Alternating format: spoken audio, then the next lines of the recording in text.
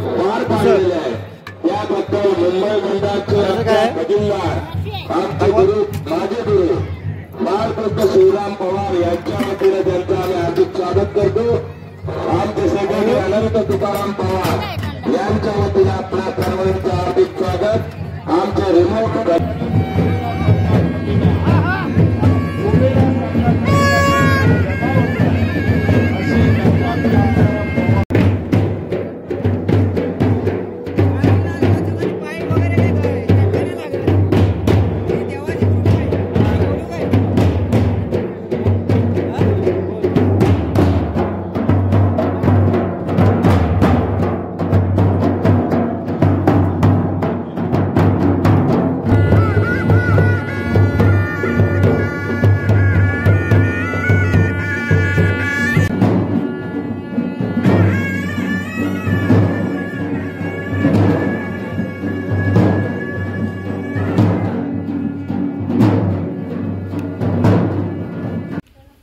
नमस्कार मित्रांनो, मी कोकणी परेश माझ्या युट्यूब चॅनलच्या एका नवीन ब्लॉगमध्ये तुमचे पुन्हा एकदा स्वागत आहे।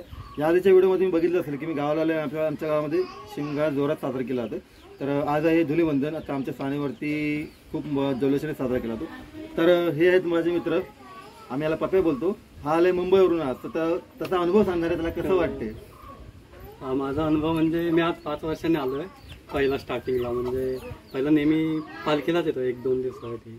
आज तर 5 वर्षांनी इच्छा झाली की जाऊया आपण, लवकरच आलाय, छान वाटतं तिकडे आणि त्यासाठी मी इकडे आज सकाळी आलो। धन्यवाद। आणि आमचे बंधुरात राजेंद्र तुकाराम पवार हे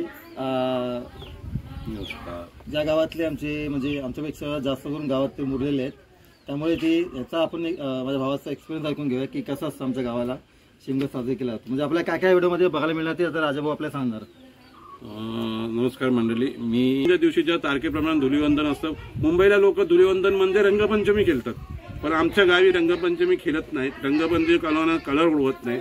आमच्या धुलीवंदनाचा मोठा कार्यक्रम असा असतो की तो छोटी छोटी दुकानं टाकले असतात, छोटे छोटे दुकानाचे वैशिष्ट्य स्टॉल असतात, त्याच्यावरती कोणी खायचे काय खेळण्याचे कसे का प्रकार असे ठेवलेले असतात दुकानामध्ये, किंवा काही ज्यांना विकता येईल, मुलांना जे मार्केटमध्ये विकल्या जाईल त्या अशा प्रकारे खेळणी वगैरे विकली ठेवली जातात। त्याच्यात ती पालखी आता धुलीवंदन दिवशी ती पालखी फिरवल्यानंतर आपण एक वैशिष्ट्य त्याच्या जागा ठरलेल्या आहेत 4-5 ठिकाणी, त्या वैशिष्ट्य जागेच्या ठिकाणी ती नाचते।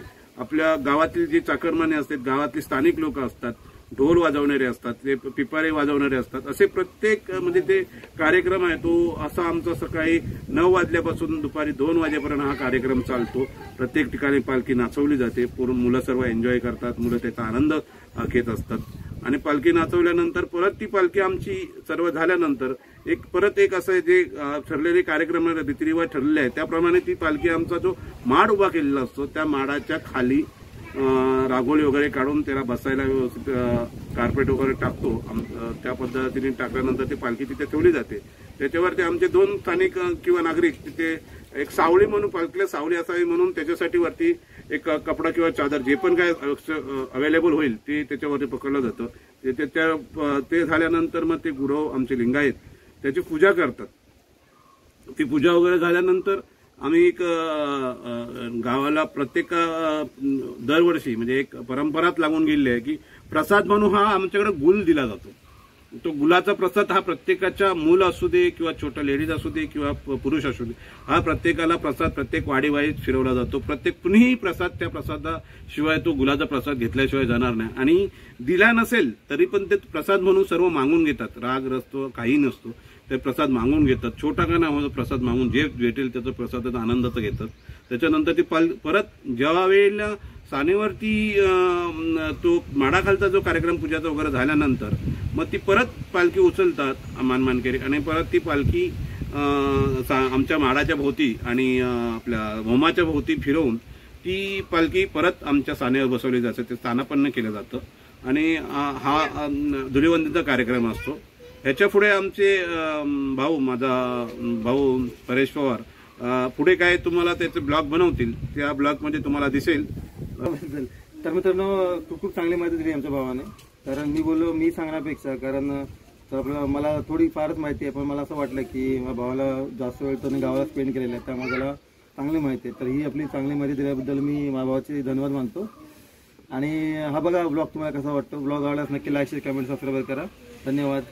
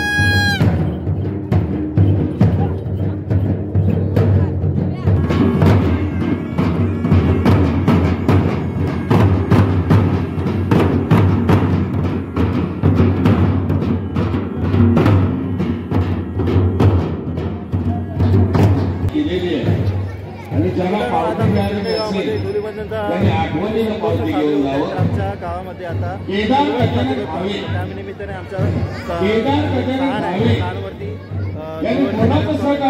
बाजूला आमचं भाऊ आहे, कलिंगड आहे,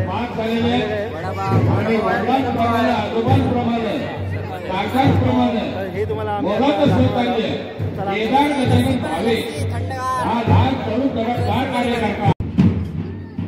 तर मित्रांनो आता आपण आलो आहोत मालू काकीच्या स्टॉलवरती. तिने जे खाजा ठेवलेले आहेत, बुंदीचे लाडू आहेत, नंतर कुरमुऱ्याचे लाडू आहेत, कलिंगड आहे आणि आमची सातबाईवाडीतली मित्रमंडळी कलिंगड घेत आहेत.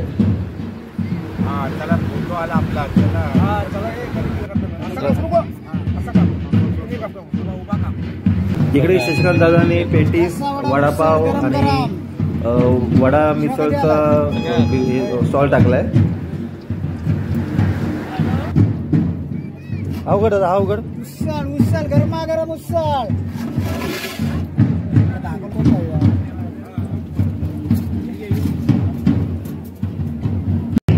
आणि इकडे ममता वहिनी आणि मनाली वहिनी यांनी जे लाडू आहेत, बुंदीचे लाडू, कुरमुऱ्याचे लाडू आणि खाज्याचा स्टॉल टाकलाय. नमस्कार वहिनी. हाय. आणि इकडे वेदांत आपल्याला सरबत दाखवतोय. कोकण सरबत आहे इथे, मस्तपैकी लाल थंडगार कोकण सरबत. आणि इकडे राजू काकांनी कलिंगड, लहान मुलांची खेळणी, लाडू, खाजा असे बऱ्याच प्रकारचे खाद्यपदार्थांचे स्टॉल ठेवलेले आहे आणि त्यांच्या मदतीला त्यांची पूर्ण फॅमिली इकडे बघू शकतो आपण. आणि इकडे आमच्या मावळीवाडीतल्या काकी आहेत, माझ्या ह्या मावळी.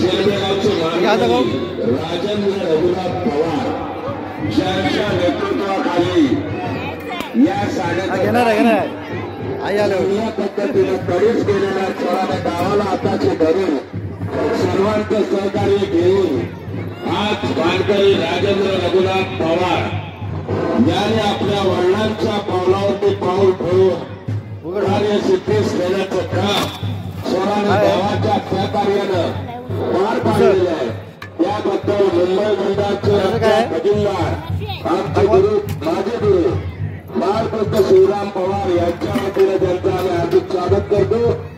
आमचे सगळे अनंत तुकाराम पवार यांच्या वतीने आपल्या सर्वांचं हार्दिक स्वागत.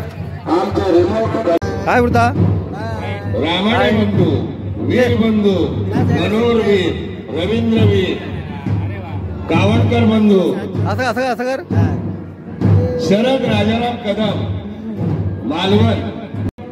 आता दुपारचे 12 वाजल्यामुळे बाहेर खूप ऊन ऊन आहे भरपूर बाहेर. त्यामुळे आमचे जी सहान आहे जी आता नव्याने बांधलेली आहे, 2-3 दिवसापूर्वीच उद्घाटन झाले सहानीचं. तर सगळेजण इथे विसावासाठी बसलेले आहेत, मालमानकिरे गावठी आमचे. आणि हा जो आवाज आपण ऐकतो ते सुरेश काकांचा आहे. तर इथे जे आमची सहान बांधलेली नवीन तिथे माहेरवासनी पाहुणे वगैरे बऱ्याच जणांच्या देणग्या आल्या, त्या देणग्यांची अनाउन्समेंट चालू आहे इकडे. आता जरी 2-3 दिवस होऊन गेलेत आपल्या सालाच्या उद्घाटनाला, तरीसुद्धा अजूनही बऱ्याच प्रकारे लोकांच्या देणग्या येत आहेत.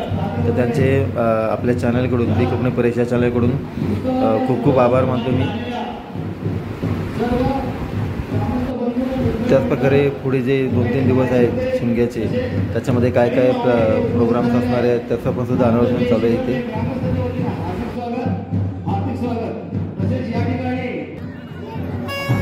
आणि आता आगमन होत आहे आमच्या शिरमे गावातील 24 वाडी आहे, त्यातली रामाणेवाडी, त्याच्यातले हे आपले आहेत आनंद काका आहेत. त्यांना आपण गोल्डन मॅन म्हणून ओळखला जातो आमच्या वाडीमध्ये. बघू शकता त्यांच्या हातात किती अंगठे आहेत त्या. आता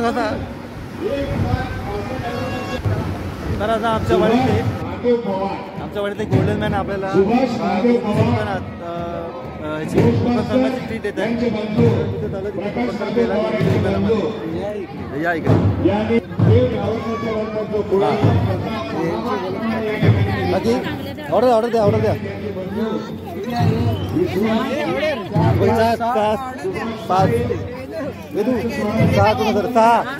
बोल ना काय काय ते सांग पहिला. बोल काय काय दुकानामध्ये.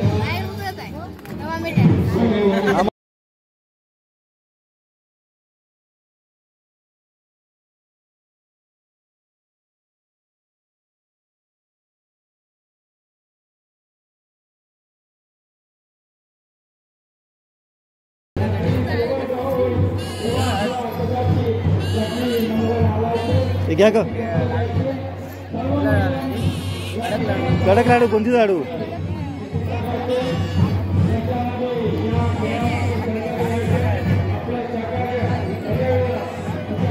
आणि आता आपल्यासमोर शिवाचा मिस्त्री देत आहेत. नमस्कार.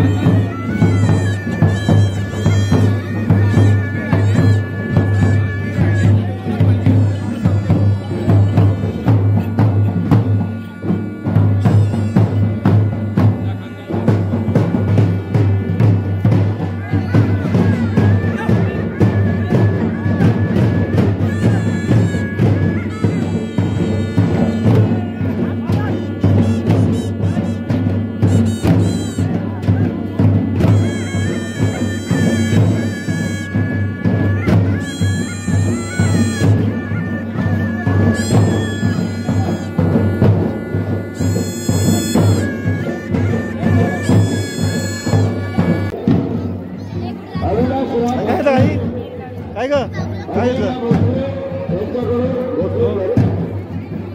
500 रुपये देऊन झालेले अविनाश रामचंद्र भोसले त्यांच्याकडून 500 रुपये आलेले. अजय रामचंद्र भोसले 500 आणि अविनाश रामचंद्र भोसले 500. मित्रांनो खूप भूक लागली आहे. आता आपण शशिकांत दादाकडचा रस्सावडा ट्राय करूया. विजय भासाराम पवार नाभिक समाजाचे नेते यांनी पाणी सोडण्यासाठी मोलाचं सहकार्य केलेलं आहे. त्याबद्दल तसेच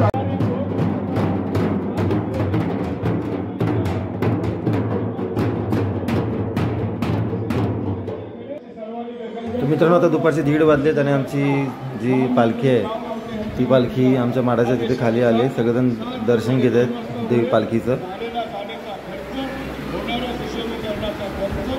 आणि थोड्याच वेळात आता ती पालखी आमच्या सानेवरती विराजमान होणार आहे. त्यानंतर पुढील कार्यक्रम पुढच्या दिवसांचे जे नियोजन असणार आहे ते सांगितले जाईल. देव पालखीची पूजा केल्यानंतर पुढच्या दिवसाचं जे नियोजन आहे ते सांगितलं जाईल. बघू शकता प्रत्येकाच्या चेहऱ्यावरती लहान बालक, स्त्रिया, पुरुष, लहान थोर माणसांच्या चेहऱ्यावरती किती आनंद दिसतोय देवीचं दर्शन घेताना. आपल्या मी कोकणी परेश या चॅनलमार्फत आमची जी देवी आहे चंडिका, सोमा, वरदान आणि मल्लिकार्जुन यांच्याकडे आपल्या सगळ्यांसाठी आशीर्वाद मागतो. सगळ्यांची जे दुःख कष्ट असतील ते दूर व्हावे. तर आता पालखी आपल्या सानेवरती यायची वेळ झालेली आहे. आता थोड्याच वेळात पालखीची पूजा अर्चना झाल्यावरती सगळ्यांवरती पाणी शिपडले जाईल आणि गुळाचा नैवेद्य वाटलं जाईल. तर सगळे जर आता सगळे पालखी नाचून आपल्या जे सानेवरती भरलेल्या जत्रा होती त्याचा आनंद घेऊन थकलेले आहेत. थोडे सगळे माणसाच्या विसावर बसतात आणि पालखीच्या आगमनाचे वाट बघत आहेत. इथे आमचे गुरव सगळ्यांच्या अंगावरती पाणी शिपडतील. तर आपलं ते आंब्याची पानं आहेत, टाळ्या आहेत, त्याच्यामध्ये पाणी शिपडतात आणि आता आपण गुळाचा नैवेद्य वाटला जातो आहे. आणि आता थोड्याच वेळा पालखीचं आगमन होणार आहे सानेवरती.